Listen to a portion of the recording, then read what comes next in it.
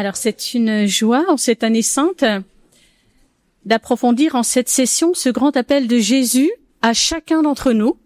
Donc, être sel de la terre et lumière du monde. Donc, je voudrais commencer par à vous lire un extrait de la bulle d'indiction pour cette année sainte. C'est ce texte qui présente l'année sainte, qui dit aussi dans quel esprit il faut la vivre.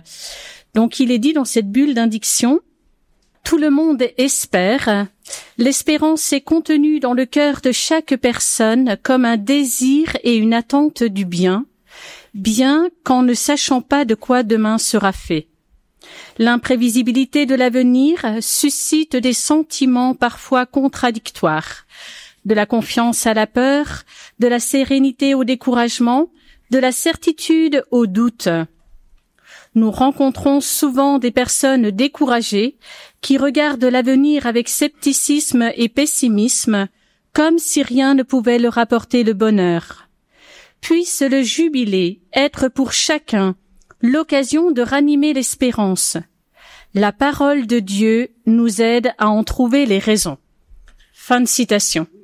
Oui, la parole de Dieu en cette session nous aidera à trouver les raisons pour ranimer notre espérance. Et tout particulièrement le discours sur la montagne. Celui-ci prêché par Jésus est vraiment riche et doit nous donner beaucoup d'enthousiasme. Oui, bienheureux sommes-nous d'appartenir à Jésus notre Seigneur et d'être appelés à lui ressembler. Donc ce que nous allons approfondir maintenant est la suite immédiate de la proclamation des béatitudes. Écoutons le passage de l'évangile de saint Matthieu.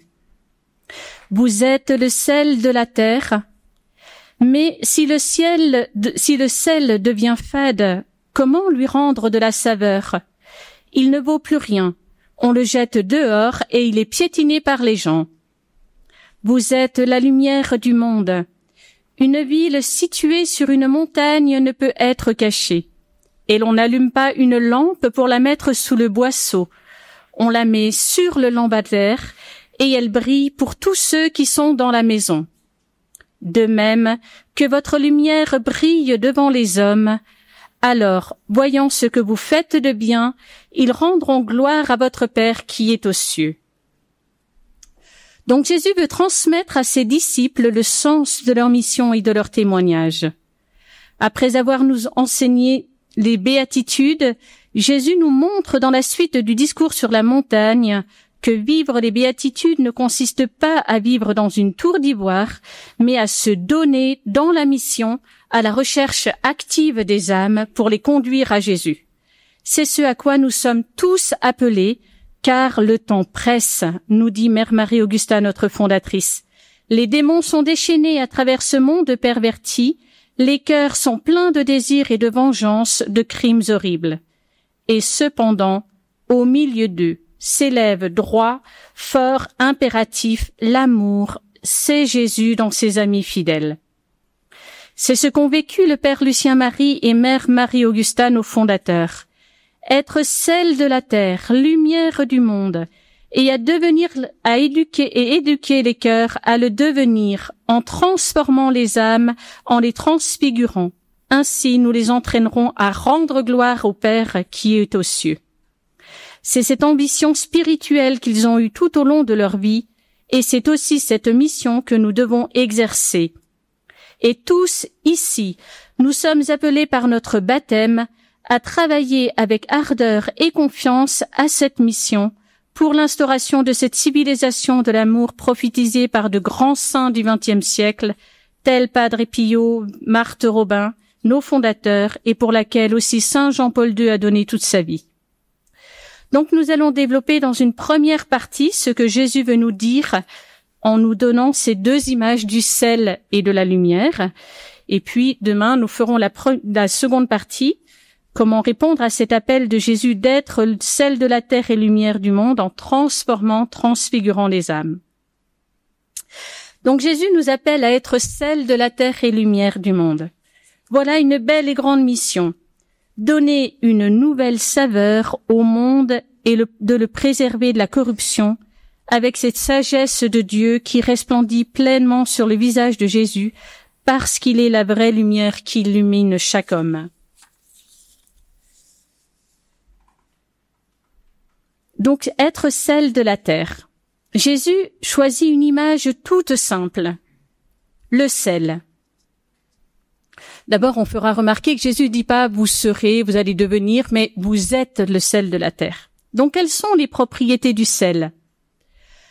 Dans l'Antiquité, on utilisait le sel de la façon similaire que nous connaissons aujourd'hui, pour assaisonner les repas. Le sel donne de la saveur, il donne du goût. Et on peut faire le parallèle avec cette lettre à Dionyette, qui est très connue, de ce que doivent être les chrétiens dans le monde. Eh bien, cette âme, comme l'âme est dans le corps, les chrétiens doivent être dans le monde. Le sel, on ne le voit pas, mais on sent quand il est là, et plus encore quand il n'y est pas. Le sel assaisonne, il donne du goût à la nature, à la nourriture, et en suivant Jésus, nous devons changer et améliorer la saveur de l'histoire humaine. Par notre foi, notre espérance et notre amour, par notre intelligence, notre courage et notre persévérance, nous devons humaniser le monde dans lequel nous vivons. C'est ce que nous disait encore Mère Marie-Augusta. Nous vivons dans un monde sans âme. Efforçons-nous d'apporter à ce monde l'animation spirituelle. Voilà. Donc, comme il est décrit dans cette épître à Dionyette, les chrétiens ne se distinguent en rien des autres hommes. Ils habitent dans des villes, ils n'emploient pas un dialecte extraordinaire non plus, ils parlent la langue des hommes, ils habitent des cités, ils se conforment aux usages locaux pour les vêtements, la nourriture, ils s'acquittent de tous leurs devoirs de citoyens, ils supportent toutes les charges comme les autres, mais ils sont citoyens du ciel. Et en un mot, termine cette lettre à Dionyette, ce que l'âme est dans le corps, les chrétiens le sont dans le monde. L'âme est répandue dans les membres du corps, comme les chrétiens dans les cités du monde. L'âme habite dans le corps, et pourtant elle n'appartient pas au corps, comme les chrétiens habitent dans le monde, mais n'appartiennent pas au monde. Et c'est ce sel, c'est ce qui donne aussi cette saveur et qu'on doit apporter à notre humanité. Voilà, sans être vu, comme une autre image dans l'évangile, le levain dans la pâte. Donc, premier point, le sel donne de la saveur, il donne du goût. Le sel était aussi un conservateur. Donc, au lieu de faire confire des légumes ou de la viande, dans l'Antiquité, ils le conservaient avec du sel. Donc, le sel est utilisé pour conserver et maintenir saine la nourriture. Aujourd'hui, avec les moyens modernes, on n'utilise plus le sel dans ce but, mais nous devons garder l'image et nous devons être conservateurs. En quel sens? Dans l'Évangile, il est souvent question de garder les paroles de Jésus, de garder ses commandements. Saint Paul demande à Timothée de garder et de conserver le dépôt de la foi. C'est vrai que le mot de conservateur sonne un peu comme une provocation aujourd'hui, mais il n'en est rien. Il est évident que toutes les civilisations ont eu besoin de garder, de conserver ce qu'elles avaient de bon et de nécessaire à leur survie. Les belles traditions d'une famille, on les conserve. Alors, il est vrai que dans un monde qui veut que tout puisse changer, qu'il n'y ait plus rien d'immuable, nous sommes à contre-courant. Une troisième propriété du sel est dans sa capacité de protéger des aliments frais et inaltérés. Donc, c'est aussi le rôle des chrétiens dans le monde de défendre la vérité, de donner un témoignage de charité, d'unité. Saint Bède le Vénérable disait « Ce qui convient à la doctrine apostolique, qui par le sel de la sagesse doit empêcher dans la terre de la chair humaine le luxe du siècle ou la pourriture des vices de germer. Si le sel s'affadit, avec quoi le salera-t-on?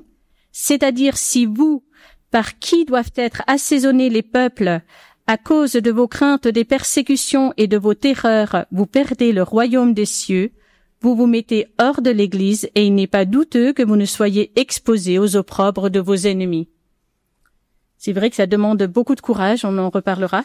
Et Père Bernard en a déjà parlé tout à l'heure, mais vous voyez, on peut penser à Monseigneur von Galen, le lion de Münster, qui a été béatifié par Benoît XVI le 9 octobre. Et c'est vrai qu'actuellement, nous avons vraiment tout intérêt à lire et à méditer son exemple, puisque nos gouvernements adoptent actuellement des législations de plus en plus permissives pour l'aide médicale à mourir, autrement dit l'euthanasie ou le suicide assisté, ce qu'Hitler appelait la mort miséricordieuse. Monseigneur von Galen, au nom de l'Église et de la fidélité à l'Évangile, a eu le courage de s'y opposer. Donc là aussi, en étant sel de la terre, nous devons protéger la vérité, nous devons protéger la vie. Le sel protège aussi le repas contre la putréfaction et la destruction. Donc c'est pourquoi les Israélites poudraient les sacrifices avec du sel et ils baignaient les nouveau-nés dans l'eau salée pour leur garantir une longue vie. Et une pincée suffisait. C'est un message qui nous est donné. Ce n'est pas le nombre qui importe. Ce qu'il faut, ce sont des amis de Jésus généreux et convaincus. Et aujourd'hui, nous sommes peu nombreux, mais il est important que nous soyons sel. Mère Marie-Augusta disait encore, « Il faut des centaines de mécréants pour pervertir une population. Il suffit d'un apôtre véritable pour sauver le monde entier du naufrage. » Et c'est vrai qu'on peut penser à des grands saints comme un Saint Benoît, Saint Ignace, Saint François, qui ont été par leur fidélité, en étant vraiment celles de la terre, qui ont transformé le monde. Et on pense aujourd'hui à Sainte Thérèse de l'Enfant Jésus, qui pourtant n'est jamais sortie de son couvent et pourtant est la patronne des missions. Et Benoît XVI, dans Jésus de Nazareth, donne encore une autre propriété du sel qui est très riche en commentant le passage du récit de l'apparition de Jésus à Emmaüs. Donc il dit les 3 caractéristiques de la présence du ressuscité. Donc il leur apparut, il leur parla et il partagea un repas avec eux. Donc Benoît XVI va insister sur il partagea un repas avec eux, pour montrer le terme qui a été utilisé par saint Luc. Et il relève le vrai sens de ce mot parce qu'il dit qu'il est vraiment d'une extrême importance. Il dit que si on traduit littéralement, il est dit il prit un repas avec eux, il mangea du sel avec eux. Et donc Benoît XVI va expliquer qu'est-ce que ça signifie. Eh bien, il dit que dans l'Ancien Testament, le fait de manger ensemble du pain et du sel, et même seulement du sel, sert à sceller des alliances solides. Et le sel est considéré comme garant de pérennité, continue-t-il. Il est le remède contre la putréfaction, contre la corruption qui fait partie de la nature de la mort. Et chaque repas que l'on prend équivaut à combattre la mort. C'est une façon de conserver la vie. Et il va faire le parallèle avec ce repas de Jésus pris après la résurrection, que nous trouvons, le fait de manger du sel, que nous trouvons ainsi comme un signe de la vie nouvelle et permanente, qui renvoie au banquet nouveau du ressuscité avec les siens. Et il va faire le parallèle avec la scène, où le Seigneur avait institué la nouvelle alliance. Et il termine en disant « Ainsi, le code mystérieux de manger du sel exprime un lien entre le banquet qui précède la passion de Jésus et la nouvelle communion conviviale du ressuscité. Il se donne aux siens comme nourriture et il les fait participer à sa vie, à la vie même. » Là donc, manger du sel avec eux, le signe de la nouvelle alliance. Donc, comment être sel de la terre par la sagesse, Le sel est le symbole de la sagesse. Les sages, inspirés par l'Esprit Saint, ont éduqué les membres du peuple de Dieu à la vraie sagesse par l'obéissance aux commandements de Dieu. La sagesse, c'est mettre Dieu à la première place en obéissant aux 3 premiers commandements. C'est aimer son prochain par l'observance des 5 autres. C'est vivre dans la loi de l'esprit, la loi des béatitudes dont on a parlé tout à l'heure. En vivant les béatitudes, nous serons en vérité sel de la terre et lumière du monde. Donc la deuxième image toute simple que Jésus va donner dans son évangile, c'est être lumière du monde. Venons-en maintenant donc à cette seconde image, la lumière. Vous êtes la lumière du monde. Jésus exige une chose, que cette lumière brille. Il prend l'exemple d'une ville située sur une montagne, et on peut penser que ses auditeurs pensent à Jérusalem, cette si belle ville située sur une montagne. Et Jésus utilise un impératif, que votre lumière brille devant les hommes. Nous n'avons pas le droit de mettre la lumière sous le boisseau, d'être invisible. Citons le très beau commentaire d'un pasteur luthérien, Dietrich Bonhoeffer. S'enfuir dans l'invisibilité, c'est renier l'appel reçu. Une communauté de Jésus qui se veut communauté invisible n'est plus une communauté qui marche à sa suite. Le boisseau sous lequel la communauté visible cache sa lumière peut être la crainte des hommes ou une façon consciente de se conformer au monde. Et dans ce même discours sur la montagne, eh bien, il y a donc, Père Bernard y a fait allusion tout à l'heure, ce qui nous est lu le mercredi des cendres. Donc, nous entendons ces paroles de Jésus: ce que vous faites pour devenir des justes, évitez de l'accomplir devant les hommes pour vous faire remarquer.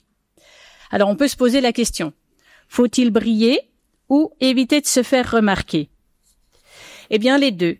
Si on lit bien l'Évangile, on verra que dans le premier passage de l'Évangile que nous méditons tout au cours de cette session, il est dit que votre lumière brille devant les yeux, alors voyant ce que vous faites de bien, ils rendront gloire à votre Père qui est aux cieux. Et si, donc là, la lumière brille, mais la gloire revient à Dieu. Et si on reprend le passage qu'on entend le mercredi des cendres, il est dit: ce que vous faites pour devenir des justes, évitez de l'accomplir devant les hommes pour vous faire remarquer. Donc là, la gloire revient à nous. Alors, comment faire pour que cette lumière brille et que la gloire revienne à Dieu? Eh bien, dans l'Évangile, nous avons la réponse sous des formes différentes. Vous êtes la lumière du monde, et on lit ailleurs Jésus qui dit « Je suis la lumière du monde » dans l'Évangile de Saint Jean. Ainsi, nous devons en quelque sorte être Jésus et pouvoir dire à la suite de Saint Paul « Ma vie, c'est le Christ, où je vis, et ce n'est plus moi qui vis, c'est le Christ qui vit en moi. » Ainsi, nous devons briller, mais briller de la lumière de Jésus et non de la nôtre. Alors que sont ces bonnes œuvres qui doivent faire briller en nous la lumière de Jésus lui-même? Eh bien, nous l'avons vu tout à l'heure, ce sont ces paroles que Jésus a dites juste avant celles que nous méditons, les béatitudes. Elles sont en effet les portraits de Jésus, et si nous les vivons, nous laissons briller en nous la lumière de Jésus. Le catéchisme de l'Église catholique le dit: les béatitudes dépeignent le visage de Jésus-Christ et en décrivent la charité. Elles expriment la vocation des fidèles associée à la gloire de sa passion et de sa résurrection. Elles éclairent les actions et les attitudes caractéristiques de la vie chrétienne. Elles sont des promesses paradoxales qui soutiennent l'espérance dans les tribulations. Elles annoncent les bénédictions et les récompenses déjà obscurément acquises aux disciples. Et elles sont inaugurées dans la vie de la Vierge Marie et de tous les saints. Et c'est vrai qu'en approfondissant cette image de la lumière, comment ne pas nous remémorer ce que nous vivons à chaque vigile pascale? La plus sainte des nuits. Cette grande veillée s'ouvre par l'allumage du cierge pascal, dont la lumière est transmise à toutes les personnes. Une flamme minuscule irradie en de nombreuses lumières et illumine nos églises dans l'obscurité. Dans ce rite liturgique splendide, se révèle à nous par des signes plus éloquents que les paroles le mystère de notre foi chrétienne. Jésus qui dit de lui-même « Je suis la lumière du monde », et le cierge pascal représente Jésus, fait briller notre vie pour que soit vrai ce que nous lisons dans l'Évangile, « Vous êtes la lumière du monde ». Donc ce ne sont pas nos efforts humains ou le progrès technique de notre époque qui portent la lumière dans ce monde. Non, c'est Jésus, Jésus ressuscité, qui brille dans ce monde et qui, en vivant de sa vie, nous fait porter cette lumière au monde. Sans cesse dans l'histoire, des personnes ont fait noter que les préjudices pour l'Église ne viennent pas de ses adversaires, mais des chrétiens attiédis. Donc, il faut que cette session nous donne ce nouveau souffle pour être ce sel qui donne de la saveur, cette lumière qui brille dans le monde. Et comme au sujet du sel et en signe d'avertissement, le Seigneur affirme qu'il peut devenir insipide, de même, dans ses paroles relatives à la lumière, il a émis également un léger avertissement.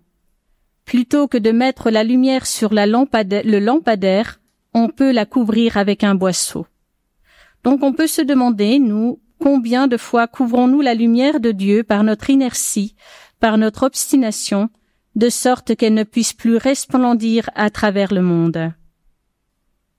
Et c'est vrai que cette lumière, on la reçoit aussi le jour de notre baptême. Donc c'est aussi un signe qui nous est donné. Comme dit saint Paul dans ses lettres, il n'a pas craint d'appeler saints ses contemporains, les membres des communautés locales, parce que chaque baptisé est appelé par son baptême à être sel de la terre et lumière du monde. Dans le baptême, le Seigneur allume, pour ainsi dire, une lumière dans notre vie, une lumière que le catéchisme appelle la grâce sanctifiante. Et celui qui conserve cette lumière, celui qui vit dans la grâce, celui-là est effectivement saint. Donc, que cette session nous aide à être ce sel de la terre, cette lumière du monde, nous qui sommes appelés à être les disciples de Jésus. Il nous faut vouloir et déterminer pour le faire connaître à notre monde, lui, son évangile, et en étant ses témoins, il est impossible d'être sel, impossible d'être lumière, si nous ne sommes pas habités par Jésus, par son humilité. Sa parole ne contraint jamais personne, sa toute-puissance s'exerce toujours dans l'abaissement. Alors nous allons nous préparer à la prière du chapelet et des vêpres. Vivons maintenant ce temps de prière en demandant à Notre-Dame-des-Neiges de nous donner cette ardeur d'être sel de la terre et lumière du monde, en imitant Jésus et en nous laissant transformer par lui. C'est ce que nous développerons demain.